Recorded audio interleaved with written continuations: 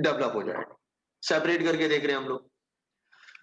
Suppose ये भी हो सकता है कि किसी ब्लॉक को किसी वॉल के अगेंस्ट आप प्रेस कर रहे हैं, तो आप देखेंगे जो ब्लॉक है और जो वॉल है, दिस वॉल, इनके बिटवीन में क्या आ जाएगा? नॉर्मल फोर्स आ जाएगा। तो नॉर्मल फोर्स हर उस जगह पे आता है जहां पे दो बॉडीज आपस में कांटेक्ट में होते हैं। ओके, तो मैंने आपको सिखाना स्टार्ट किया था कि how to calculate the normal force. तो पहले मैंने सिंपल एग्जांपल लिया बिल्कुल। फर्स्ट एग्जांपल इज, अगर कोई ब्लॉक सरफेस पे रखा है, this is surface at rest,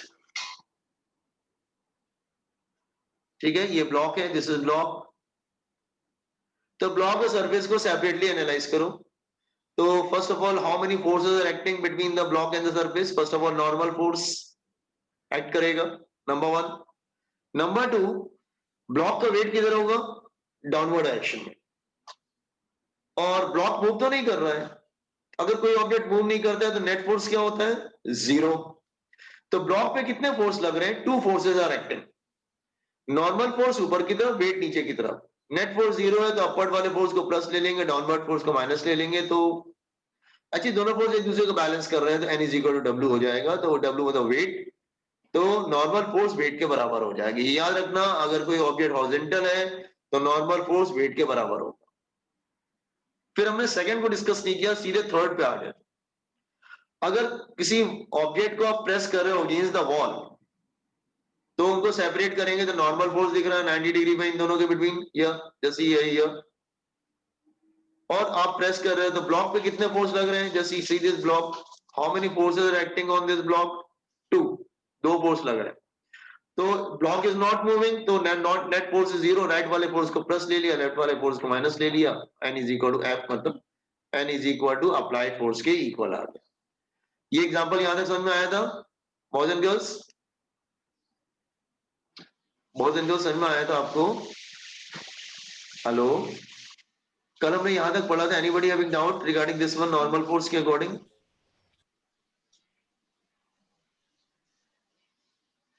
क्या हुआ, अब मेरी आवाज आ रही है? कोई डाउट है किसी को? सर। No, okay. लेकिन ये वाला नो मैंने नहीं सर। बताया था, इंक्लाइन प्लेन वाला पे। इंक्लाइन प्लेन, इंक्लाइन प्लेन ऐसे थे। अच्छा, इंक्लाइन प्लेन की एक ज्योमेट्री होती है, पहले मैं ज्योमेट्री समझाऊंगा। जैसे ये एरिवन पेडिशियन here, there is a geometry here. अगर सपोज कर लो कोई इस तरह से कोई इंक्लाइन प्लेन है, look here like this way, इस तरह से कोई इंक्लाइन प्लेन।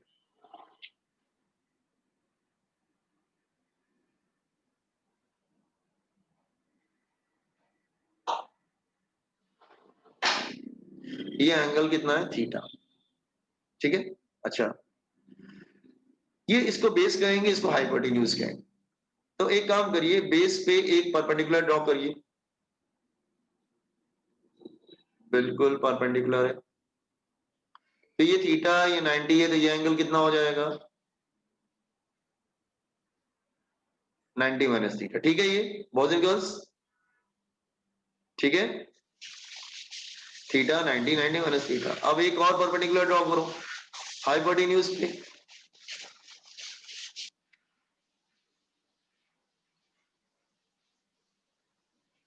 ये है परपेंडिकुलर ऑन ये परपेंडिकुलर यहाँ पे। ये 90 माइनस थीटा है, तो ये कितना हो जाएगा? 90 minus 90 minus theta, that is theta. तो ये एंगल थीटा आ जाता है। Vertically opposite angles are equal, तो ये भी थीटा आ जाता है। देख लो कैसे, just check it. Theta 90, 90 minus theta, तो ये कितना आ जाएगा? 90 minus 90 minus theta, that is theta. फिर vertically opposite angles are equal, तो फिर ये भी थीटा आ जाएगा। समझा कि दोबारा समझाऊं? अच्छा ठीक सर है, तो फिर से समझाओ। फिर से मैं समझाता हूँ। चलो फिर से समझाता हूँ, ठीक है, डोंट वरी अबाउट इट। मैं दोबारा समझाता हूँ।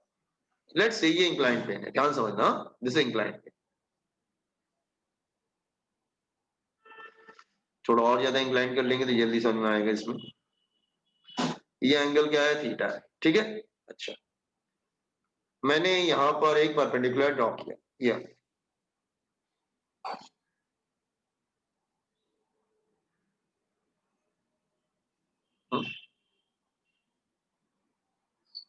ये थीटा, ये 90, तो ये 90 माइनस थीटा। इसमें डाउट है किसी को यहां तक?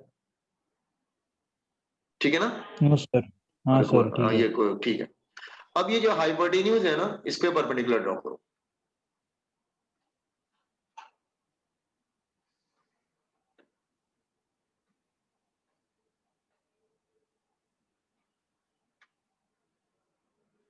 हाँ, दिस वन। अब ये भी 90 है, ये भी नॉर्मल ड्रॉ किया 90। तो ये 90 है, तो ये भी 90 होगा। तो ये 90 माइनस थीटा, तो ये एंगल कितना होगा? 90 minus 90 minus theta, that is equal to theta हो जाएगा। This angle will be theta. देख लो, and vertically opposite angles are equal, तो ये भी थीटा हो जाएगा। देख लो, समझ में आ रहा है? एक सेकंड, दोबारा फिर से समझाता हूँ, वेट।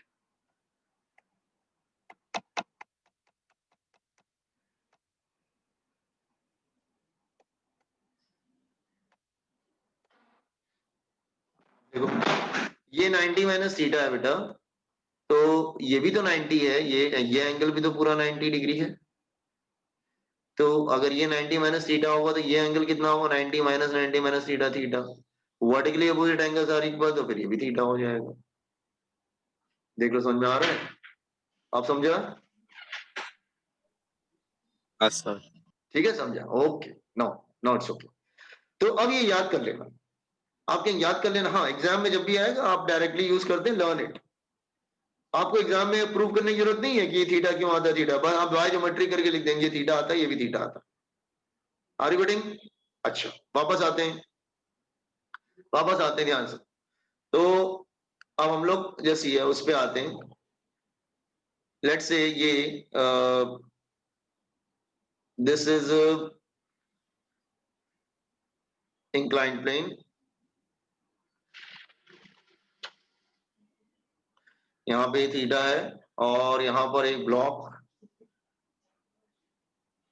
मैंने इस तरह से रखा हुआ है। इस ब्लॉक का मास क्या है? एम। ठीक है, ब्लॉक का मास एम है।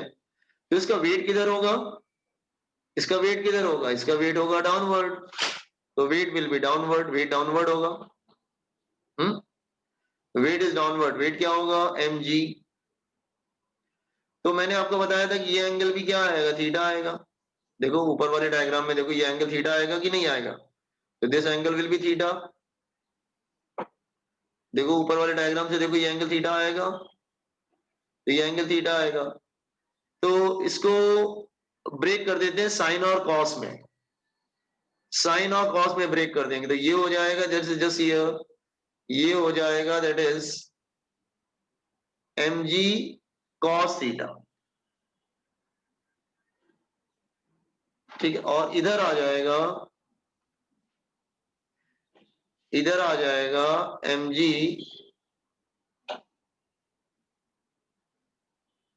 जी sine theta.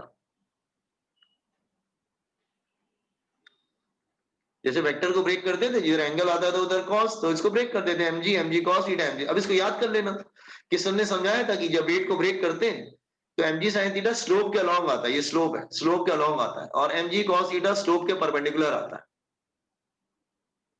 Are you getting? बात समझा? ओके। तो ये समझ में आया कैसे ब्रेक किया? जैसे ये देखो ऊपर वाला एंगल थीटा आता था, जिधर एंगल होगा उधर कॉस ले लिया हमने। ये बात समझ में आया? Are you getting this diagram, lower one? Yes.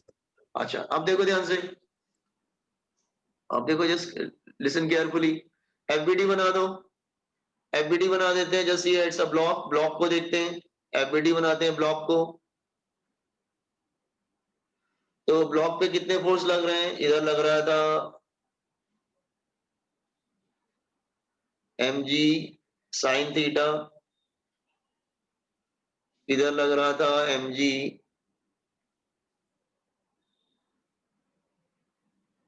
Cos theta, और वो दोनों एक दूसरे पे नॉर्मल फोर्स भी अप्लाई कर रहे थे, नॉर्मल फोर्स। ठीक है, ये दोनों एक दूसरे पे इस तरह से, ये था, ये दोनों एक दूसरे पे नॉर्मल फोर्स भी अप्लाई कर रहे थे, ये दोनों एक दूसरे पे नॉर्मल फोर्स भी अप्लाई कर रहे थे हियर। ठीक है? तो अब ब्लॉक को ध्यान से देखो, नॉर्मल फोर्स के अपोजिट क्या आ रहा है? नॉर्मल फोर्स के अपोजिट क्या आ रहा है? mg cos theta. तो यहां पर normal force mg cos theta के इक्वल हो जाता है। नॉर्मल फोर्स किसके अपोजिट है? mg cos theta. तो यहां पे normal force mg cos theta के अपोजिट हो जाता है। तो ये याद रखना कि यहाँ पे जस्ट देखो, नॉर्मल फोर्स एक्चुअली बेटा इस डायरेक्शन में आता है ना, मैं समझा रहा हूँ। नॉर्मल फोर्स एक्चुअली इस डायरेक्शन में आता है ना, इधर इस डायरेक्शन में आता है नॉर्मल फोर्स। एक second, normal force is coming in this direction. एक सेकेंड रुक जाओ, हाँ।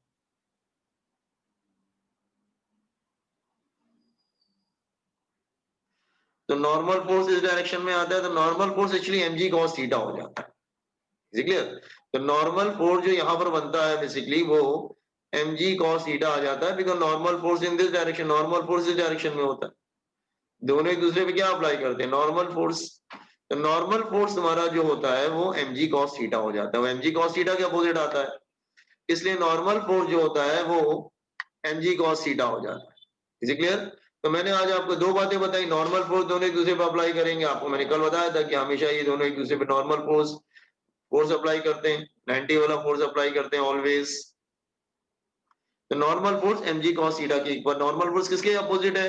mg cos theta. तो normal force mg cos theta को बैलेंस करता है। तो मैंने क्या क्या बातें समझाई आज? कि पहले ज्योमेट्री बताया कि ये एंगल थीटा होता है, तो ये दोनों एंगल भी थीटा आता है। फिर मैंने आपको ब्रेक करना बताया, फिर मैंने बताया normal force mg cos theta के इक्वल होता है। तो आर रिपीटिंग, अगर इंक्लाइंड फोर्स होगा, इंक्लाइंड सरफेस होगा, तो normal force mg cos theta के इक्वल होता है। Is it clear? Copy this one, geometry भी कॉपी कर लो, ये स्टार्ट फ्रॉम हियर। आज का लेक्चर यहां से स्टार्ट हो रहा है।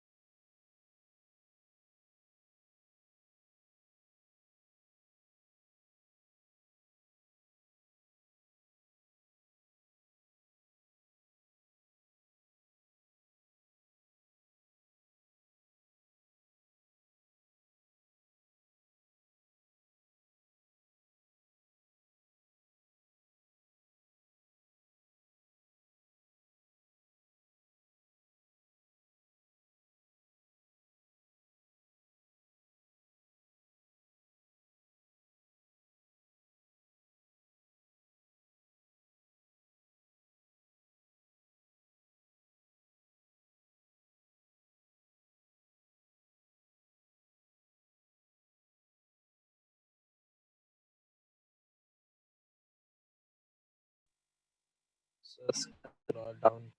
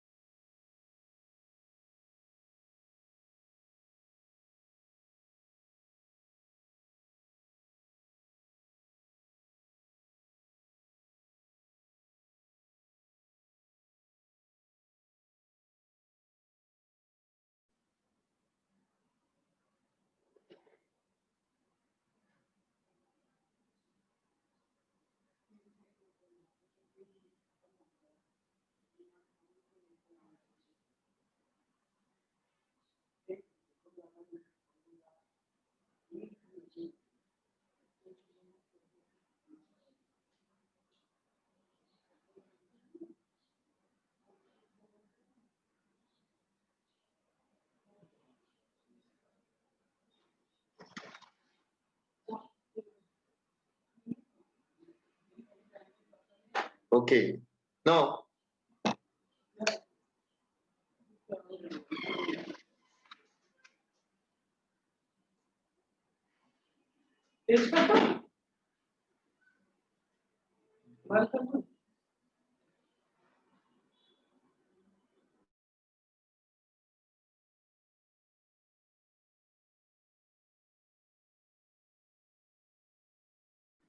once you complete, just inform me.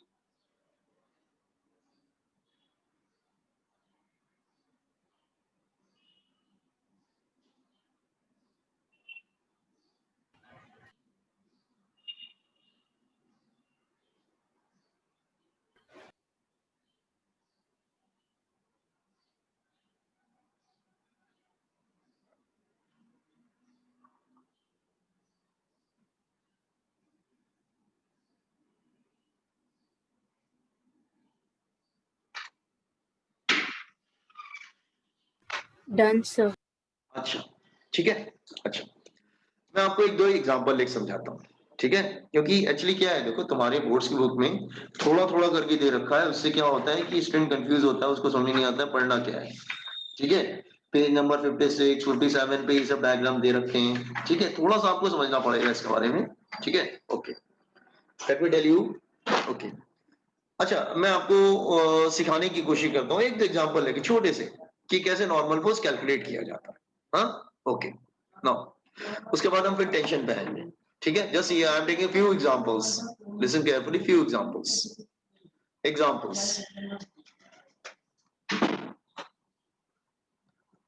First example I am taking, understand this one. Let's say, अगर मैं एग्जांपल ले रहा हूं, let's say 3 blocks are given, अच्छा ठीक है, मैं इस तरह से ले लेता हूं। This is one of the block, ये कोई एक ब्लॉक है, और इस ब्लॉक के ऊपर एक ब्लॉक और रखा हुआ है, छोटा ब्लॉक।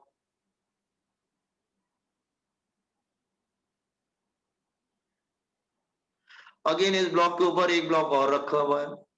इस एग्जांपल लेने में क्या जाता है, बहुत इजी है, ऐसा कुछ नहीं कि बहुत मुश्किल है, बहुत इजी है, ठीक है? एक और रखा हुआ है, और ये नीचे एक सरफेस है,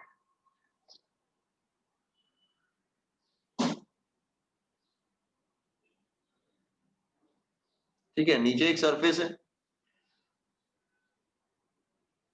ऐसे सरफेस रखा हुआ है, नीचे सरफेस है।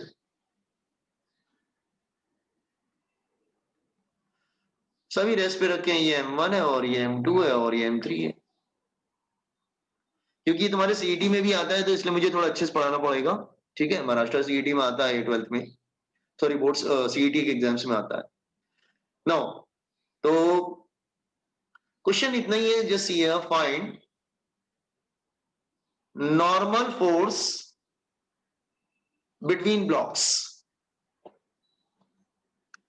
Normal force between blocks and ground. भाई इतना ही क्वेश्चन है।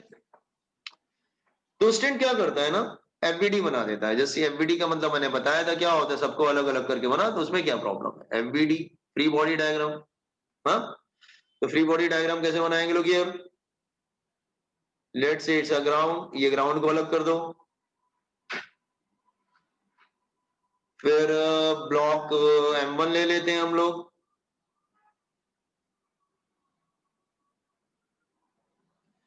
फिर उसके ऊपर ब्लॉक M2 ले लेते हैं हम लोग, थोड़ा दूर दूर M2 ले लेते हैं ये,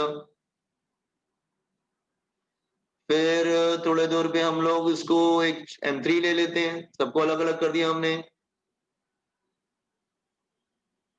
तो ये बेसिकली जो है वो है M1, ये है M2 और ये है M3, सबको अलग अलग कर दिया और ये ग्राउंड हो गया। ग्राउंड इज डिफरेंट, ग्राउंड को अलग कर दिया।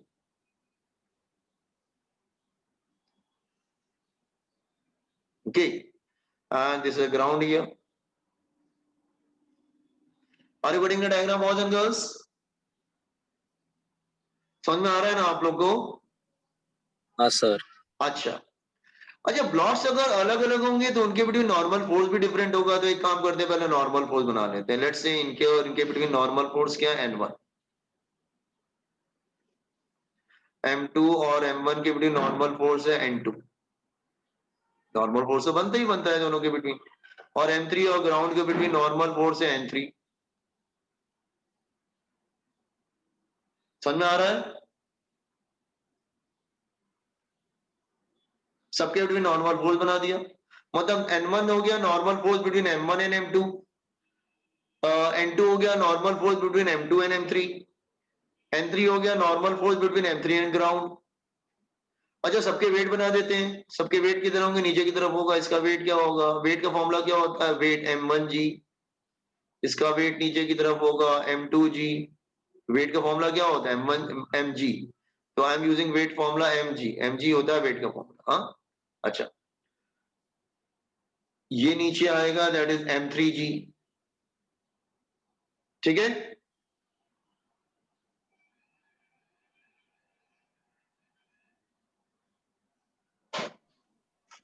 सर। हाँ, जैसे अब अगर तुमसे बोलेगा फाइंड द नॉर्मल फोर्स, तो बहुत सिंपल है बेटा। अच्छा, all the blocks are at rest, all the blocks are at rest, कोई मूव कर रहा है क्या, नहीं, आर एट रेस्ट, सब रेस्ट पे हैं। तो एक काम करिए आप, बस फोर्स, अच्छा कोई ऑब्जेक्ट रेस्ट पे होता है तो सारे फोर्सेस क्या होते हैं, बैलेंस्ड होते हैं। तो जरा ब्लॉक M1 को देखो जरा, ब्लॉक M1 पे कितने फोर्स लग रहे हैं, ब्लॉक M1 पे कितने फोर्स लग रहे हैं, ओ, दो, दो। तो upward force is equal to downward force, upward force is equal to downward force हो गया, upward force is equal to downward force. Block M2 पे कितने फोर्स लग रहे हैं, ब्लॉक M2 पे कितने फोर्स लग रहे हैं, 3 लग रहे हैं ना।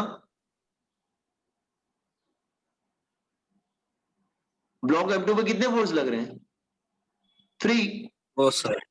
4 कैसे लग रहे हैं, 3 लग रहे हैं ना M2 पे। ऊपर से N1 लग रहा है, नीचे से N2 लग रहा है, और वेट उसका नीचे की तरफ है, 3 ही तो लग रहे हैं। 4 कैसे हो रहे हैं, क्यों 4 कैसे हो रहे हैं, हाँ सर। 3 हो रहे हैं।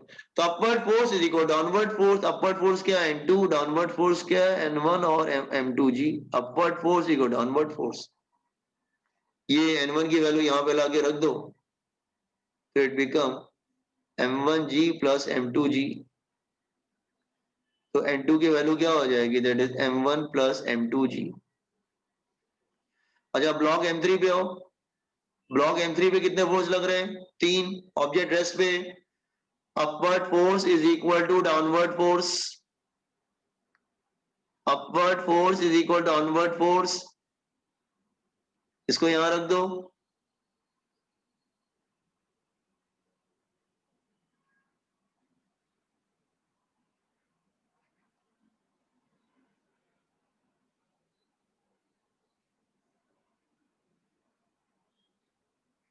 आ गया ना तीनों नॉर्मल। तो देखो, N1 किसके वेट को बैलेंस कर रहा है, सिर्फ M1 के वेट को बैलेंस कर रहा है। N2 में देखो दोनों मास आ जा रहे हैं, M1 प्लस M2। M3 में तीनों मास आ जा रहे हैं, तो बात भी सही है ना। N1 के ऊपर किसका लोड आ रहा है, सिर्फ M1 का लोड आ रहा है। नॉर्मल 1 के ऊपर सिर्फ M1 का वेट आ रहा है, नॉर्मल 2 के ऊपर दोनों का वेट आ रहा है, M1 M2 दोनों का वेट आ रहा है, और नॉर्मल 3 पे M1 M2 M3 तीनों का वेट आ रहा है।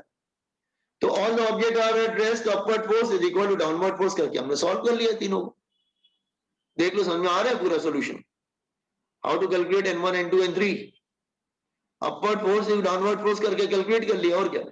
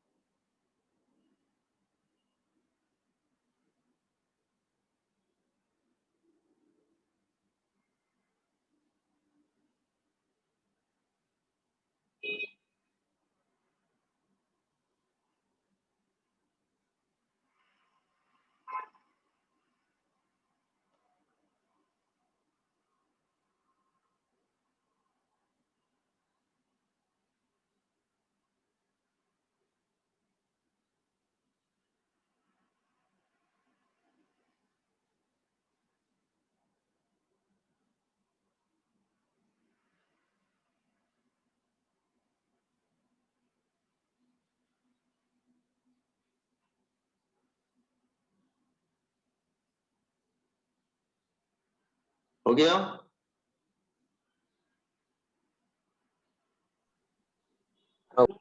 Yes sir. समझ में आया कैसे किया गया? Yes sir. अच्छा Yes, sir. अच्छा मैं ज्यादा एग्जांपल ले लूंगा, एक छोटा एग्जांपल लूंगा और आगे बढ़ूंगा, फिर नेक्स्ट पढ़ाऊंगा। ठीक है, I will take only 2 example. अब मैं दूसरा एग्जांपल क्यों ले रहा हूँ, इसका रीजन क्या है? इसमें तो तीनों ब्लॉक चलो रेस्ट पे, अब तीनों ब्लॉक रेस्ट पे है तो ठीक है, आपने बैलेंस कर लिया, अपवर्ड फोर्स डाउनवर्ड फोर्स करके बैलेंस कर लिया। लेकिन अगर तीनों ब्लॉक मूव कर रहे होते तो तब क्या करते? See here, I have taken another example, example number 2, see here, example number 2 here, see here. अगर सपोज कर लो दिस इज अ सरफेस, ये सरफेस है, हाँ, okay. Now this is block 1, block 1 के आगे एक ब्लॉक और रखा है, लेट्स से 2,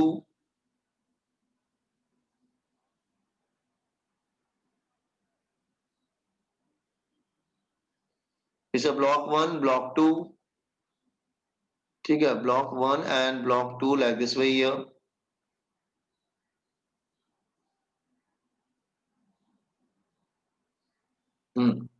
एक ब्लॉक और ले लेते हैं, लेट्स से ब्लॉक 3, एक ब्लॉक और ले लेते हैं, ब्लॉक 3 हियर।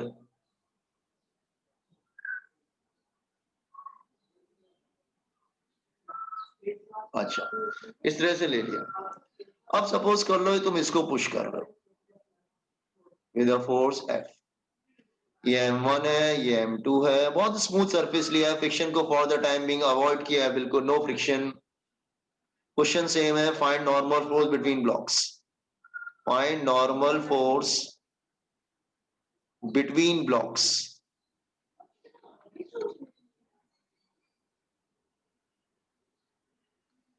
तो स्टूडेंट क्या करता है, कोई बात नहीं, एफबीडी बना लेते हैं, फिर से तीनों को अलग कर देते हैं, सेपरेट देम। एफबीडी बनाएंगे हम लोग, free body diagram, separate all the 3 blocks, तीनों ब्लॉक्स को अलग कर दो बिल्कुल। तो ये हो गया ब्लॉक नंबर 1, ब्लॉक 2 को थोड़ा और आगे कर देते हैं,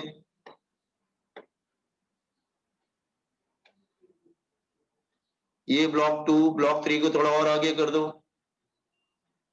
ये एनालाइज करने का मेथड होता है, एक्चुअली होते साथ में ही है, लेकिन एनालाइज करने के लिए उन तीनों को अलग अलग कर देते हैं।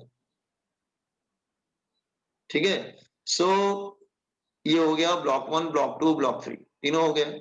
ये M1, ये M2 और ये M3। इस पे फोर्स कितना लग रहा है, F। लेट्स से इन दोनों के बिटवीन नॉर्मल फोर्स ले लेते हैं N1, इन दोनों के बिटवीन नॉर्मल फोर्स ले लेते हैं N2। ठीक है, डायग्राम समझ में आ रहा है? अच्छा ये बताओ, तीनों का एक्सेलरेशन सेम होगा कि डिफरेंट होगा? अगर तीनों को पुश कर रहा है, ऐसा है जैसे ए ब्लॉक है, उसके कांटेक्ट में दूसरा, उसके कांटेक्ट में तीसरा, सर तो डिफरेंट होगा। डिफरेंट कैसे होगा? तीनों ब्लॉक चल तो साथ में रहे ना। तुम जैसे ही तीन, अगर सपोज कर लो, मैं एग्जांपल ले रहा हूं, जो ट्रेन चलती है तो क्या उसके डब्बे साथ, जितने भी डब्बे होते हैं, सबका एक्सेलरेशन अलग अलग होता है क्या? नहीं तो सर, आपस में एक ही होता है। इंटरकनेक्टेड रहेगा ना। ठीक है, हाँ अच्छा, ओके। तो all 3 are moving with the same acceleration, तो तीनों का एक्सेलरेशन सेम रहेगा। अच्छा, अब देखो, सीधे इक्वेशन लिखो। कौन सा इक्वेशन लिखेंगे? हम वाला फॉर्मूला यूज करेंगे बेटा, फॉर्मूला यूज करेंगे, force is equal to mass into acceleration use करेंगे, ये वाला फॉर्मूला। तो ब्लॉक M1 में कितने फोर्स लग रहे हैं? कितने फोर्स लग रहे हैं ब्लॉक M1 में? सर 3। M1 में M1 सिर्फ N1 लग रहा है, और क्या लग रहा है? तो अलग अलग करके देखो ना, सेपरेट कर दिया तीनों। तो इसमें देखो, ब्लॉक ये है M1, कितने फोर्स लग रहे हैं? Only sir one. हाँ, the force is equal to mass into acceleration, हो गया ना इक्वेशन नंबर 1। ब्लॉक M2 पे आओ, ब्लॉक M2 पे कितने फोर्स लग रहे हैं? 2। 2। अच्छा, ब्लॉक जा किधर रहा है, राइट की तरफ की लेफ्ट की तरफ?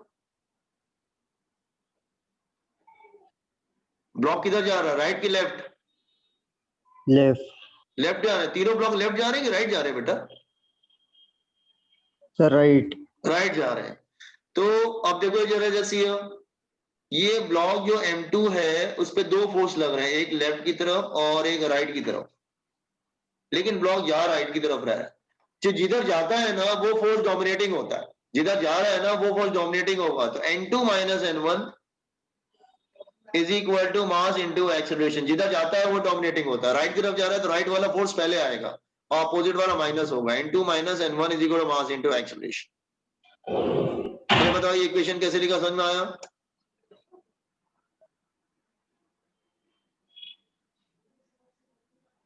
N2 minus N1 is equal to mass into acceleration क्यों लिखा? N1 माइनस N2 क्यों नहीं लिखा? ये बात क्लियर हुआ? हाँ सर। जिधर जाएगा वो डोमिनेटिंग होगा। इसको इधर रख 1 दो। minute. हाँ, इसको इधर रख देंगे तो क्या होगा? तो N2 की वैल्यू क्या आ जाएगी? M1 plus M2A। अच्छा, ब्लॉक M3 के लिए बताओ क्या इक्वेशन बनेगा? ब्लॉक M3 के लिए M3 में कितने फोर्स लग रहे हैं? इधर से N2 लग रहा है, इधर से F लग रहा है, और ये राइट की तरफ जा रहा है। तो कैसे इक्वेशन बनेगा? Yes, sir. कैसे इक्वेशन बनेगा इस वाले M3 में? राइट की तरफ जा रहा है। Minus N. हाँ, good, very good. F minus N2 is equal to mass into acceleration. जिधर जाएगा बेटा वो डोमिनेट करेगा, वो पहले आएगा। ठीक है, ये N2 की वैल्यू यहां रख दो।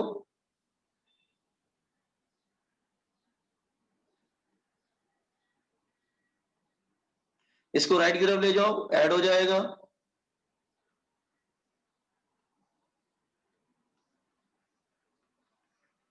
तो ध्यान से देखो, N1 जो है सिर्फ M1 को पुश कर रहा है, लेकिन N2 जो है वो M1 M2 दोनों को पुश कर रहा है, लेकिन M3 जो है F जो है वो तीनों को पुश कर रहा है।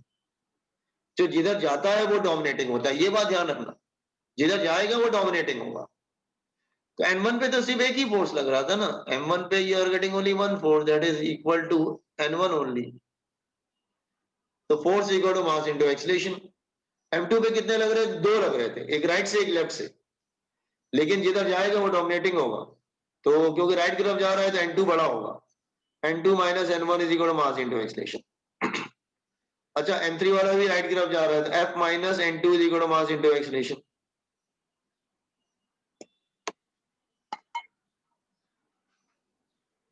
अच्छा, लिंक खत्म हो जाएगा तो लिंक चेंज कर लेना तुम लोग, सेम लिंक से दोबारा ज्वाइन करके आना। Okay sir. हाँ, फिलहाल अभी कंप्लीट करो, लिंक बंद होएगा फिर चेंज करना तुम लोग। समझ में आया तुम्हें ये नॉर्मल फोर्स कैसे निकालते हैं?